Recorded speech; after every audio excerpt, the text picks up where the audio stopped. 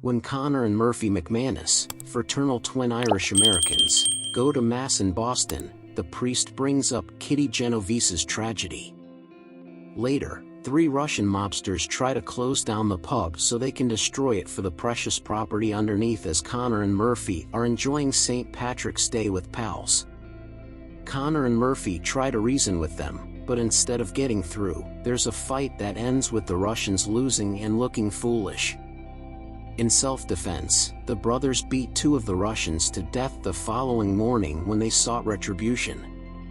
When FBI Special Agent Paul Smecker takes on the investigation, he discovers that the McManus brothers are viewed as heroes by both the media and the police.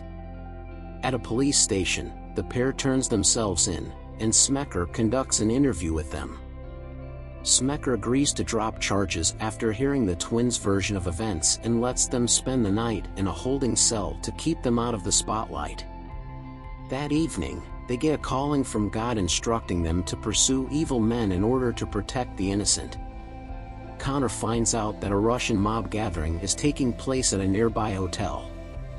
The twins ambush 9 Russian mobsters after arming themselves with weapons from an underground gun dealer.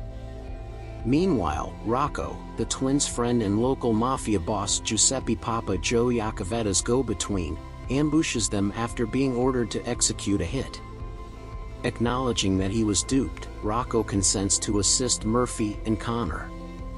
At a peep show that evening, they track down and murder Papa Joe's underboss, Vincenzo Lapazzi.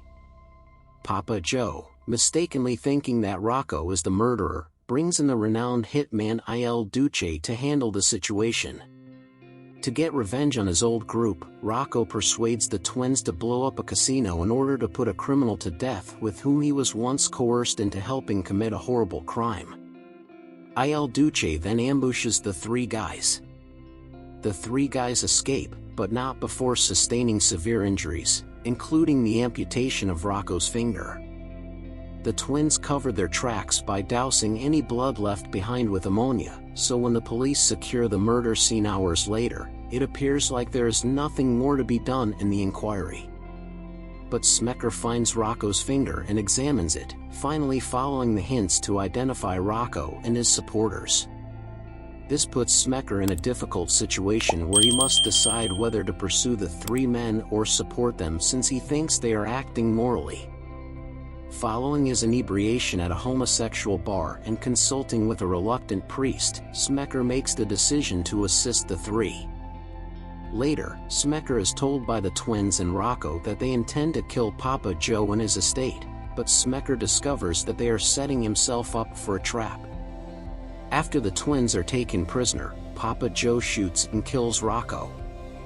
Smecker shows in dressed as a prostitute and tries to save them as Papa Joe departs, only to be rendered comatose by Il Duce. Il Duce enters the room and gets ready to fire while the twins pray over Rocco as part of their family ritual. Instead, he concludes the prayer, admitting to being the twins' father and choosing to accompany his boys on their quest. Papa Joe goes on trial for the 3rd time, 3 months later. The reporters present, nevertheless, expect him to be found not guilty. With the help of Smecker, Dolly, Duffy, Greenlee, and Il Duce, the twins sneak into the courthouse and kidnap the onlookers. After taking off their masks, they give a statement declaring their intention to destroy evil wherever they find it, and then they publicly execute Papa Joe and say their family prayer. The 3 are known as the Saints by the media.